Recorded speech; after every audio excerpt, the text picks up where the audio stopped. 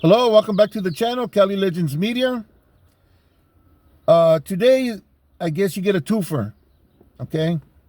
I did a video earlier, and I had mentioned that I was doing that video because I pulled into that house to do a 3-point U-turn.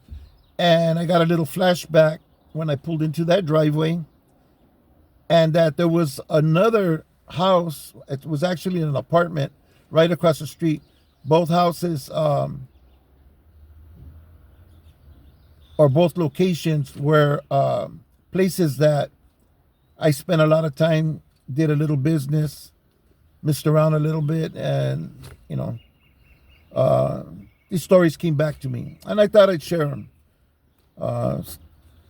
Entertainment, give you guys something to listen to, see if you like this story. Okay, so the picture on the thumbnail is a picture of an apartment, not a house. That was a trap apartment. I know you heard of trap houses, right? Same difference, only it's an apartment building. Now, what happened was, during the earthquake, the county decided that that apartment house on the thumbnail was no longer livable. Okay, they condemned it. They made all of the people that were renting there move out. A lot of them moved out and didn't take all their furniture with them. Some of them probably just didn't have the money to move and nowhere to go, and or didn't want the furniture, didn't want to drag it around with them, and they just left a lot of stuff behind. A lot of sofas, beds, chairs, coffee tables, everything, all throughout all the apartments, different pieces of furniture. So eventually what we did was we got into the building and we collected different pieces of furniture that we wanted, and we furnished our own apartments. Okay, because there were several apartments inside of that building on the thumbnail. So, if you were able to get one, you got your apartment, and then you fixed it up with furniture laying around, pictures, everything. It's just like having an apartment. The only thing that we didn't have was running water. We connected the electricity, so we had electricity, we had TVs, stereos, all of that stuff. And it was a spot where my homeboys kicked it and did their thing, Right behind that apartment, you could jump that wall and get to the connections very quickly, and get some white or some black, whatever was your pleasure. Had the liquor store right across the street. Had a Pollo Loco, a lot of restaurants nearby, and basically a lot of people lived there. I had a house in Monterey Park at the time, but I had my apartment there in the barrio, where I'd come and we'd do our thing. A lot of stuff happened in that apartment. One day, there was a girl from another neighborhood that was accused of doing some bad stuff, right? So I chased her out of the apartment, and she kept trying to come up the apartment stairs, and I had this big Sparklets bottle. It was plastic. Now you got to remember, I was a different person then. I was a lot more meaner. I acted different. And anyways, this girl, she wouldn't leave, and she kept on trying to push her way in. So I got that bottle from the top and I threw it down at her, and it hit her, and it didn't really do nothing. It was plastic, But I threw it hard enough to where it gave her a little slap and made her stop acting up, and she left. I was wrong for doing that, but at the time, that's just the way I was, I guess, I was an asshole. Anyway, so this girl leaves. Now, I don't know for sure if she called the cops or not. But what happens is, I'm leaving that place, right? And I'm going down these same exact stairs. And the sheriffs, East LA sheriffs, are lined up against the wall, right? Of the staircase where you can't really see them. So when I got down the stairs far enough, the one in front kind of popped out, went like this, and told me, come down, come down, come down, right? Shit. First thing I started doing was, truchada, huras, huras. They all looked at each other like, what the fuck, asshole. So that hura brings me down and he handcuffs me to the fucking you know where the handle, I guess it's called a banister, where the railing. Well, they had like these wooden you know, sticks, I guess it would be, like bars, but they were wood, thick pieces of wood. He handcuffs me to that, right? And he takes off, and they're all running up the stairs, and I could hear them yelling, you know, get down, show me your hands, and all this shit, right? I tried to break the wood, and I couldn't, and then I remembered I had an army belt on, you know, and I used to keep a handcuff key stuck in the army belt in case I got busted and I had a chance to put it in my mouth. So right away I pulled the key out of my buckle and I uncuffed it at my hand and I took off, man. I left the cuffs hanging there with the part that was cuffed to me just open, and I boned out.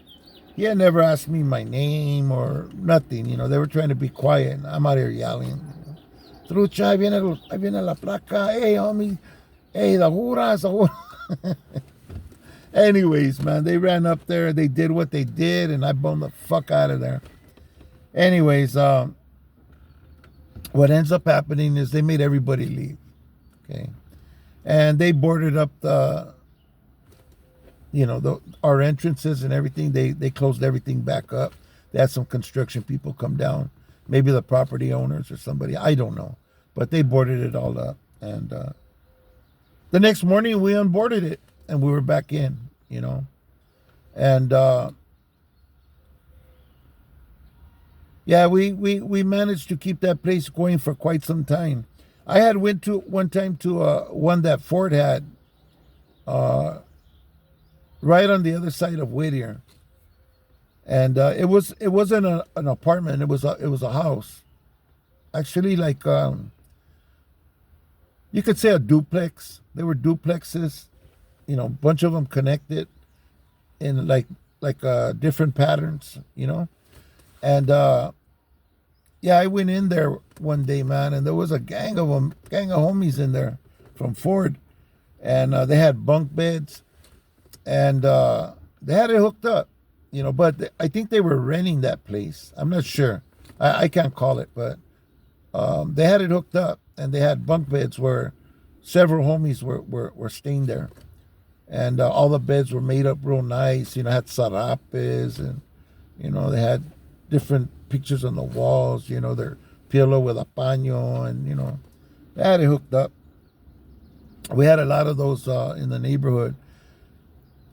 I noticed that a big change is there's not many places like that anymore, and the homeless situation in the barrio has diminished quite a bit. We still have some homies that are out and about. I know for a fact some of them it's by choice because they could go home, like Pomona or Riverside, and kick it at their pads with their ladies and stuff, which probably isn't very peaceful situation, especially if you're using some type of chemical. If you have a chemical dependency problem. But anyways, there's very few now. I remember one time I got out in the late 90s, and man, I was shocked. There was a lot of homies, like they had camps on the freeways, you know, not just from my barrio, from different barrios, you know, because I used to go, like the one in Little Valley, and the guys from Barrio Nuevo had one. I remember one time I was down there with the homie from Barrio Nuevo, and the juras walked up on us, you know, in different directions, and the homeboy, when I got there, was doing his thing, right? And he had everything going, you know, he had the cap and his tools and everything. And the juras came and they caught up people like on the outside periphery of the area of the little camp, and had people down. Some of them are being searched and all of this stuff. But the homeboy just kept right on doing what he was gonna do. Finally, the Huras got to where we were, and were pointing the taser at him. Right? Show me your hands. Show me your hands. So he showed him his hands, what he was doing. But he kept doing it, and yeah, he finished. He finished doing his thing, and of course they arrested him. They got him for some residue that he couldn't pick up, and for the paraphernalia, because they were like that back then. Yeah, there was a lot of those places. I had even been to some looking for certain people, and I walked into camps where there was even ladies with their kids, and I used to trip out. Yeah, they had tents, and they had them fixed up and clean with their clean little beds, and a lot of them would had hibachis, little barbecues and stuff, or they'd go out and they'd buy food. But yeah, homelessness was real bad, especially back then. I think these programs that they put for the homeless have taken a lot of people off the street, because I don't see those camps anymore. Yeah, I do. That's not true. I do see them, just not as many, and not so many homies involved with that.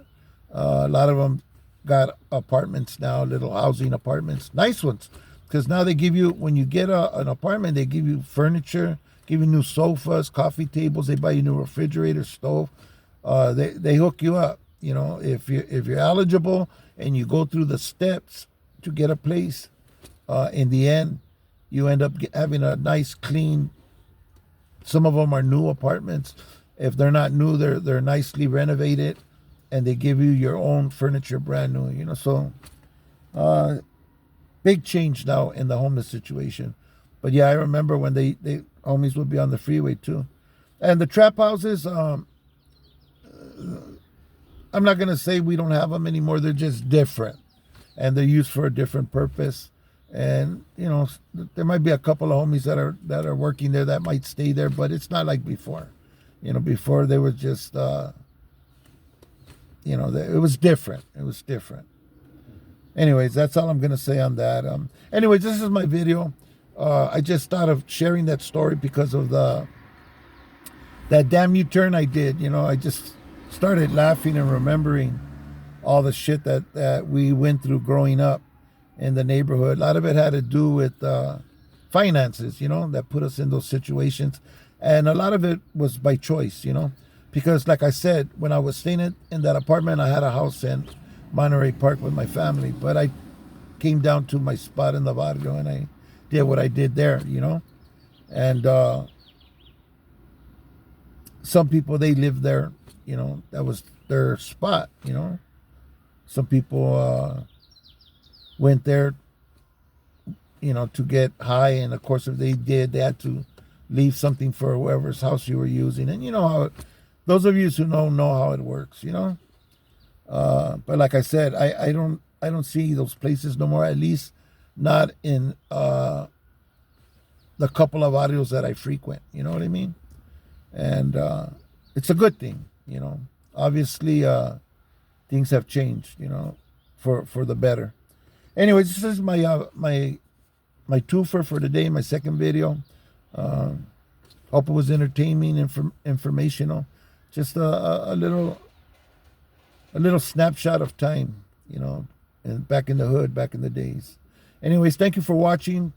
I want to thank all my subscribers. If you haven't subscribed, please hit that subscribe button down below. Set that notification bell on all, so you'll be notified whenever we drop a new video or if we go live. Also, real important, please, if you can, hit that like button. That's a good way to support the channel. It doesn't cost anything, but it's very important to content creators. It helps get our videos moving through the algorithm and pushed and streamed more through more devices. YouTube sees the likes and say, oh, they're enjoying this video. Let's move it along more, So I appreciate it if you could hit that like button on your way out. Thank you for watching. God bless you. God bless your family. People, stay free, whatever it takes. Stay free. Stay out from behind them walls. And hope to see you on the next video.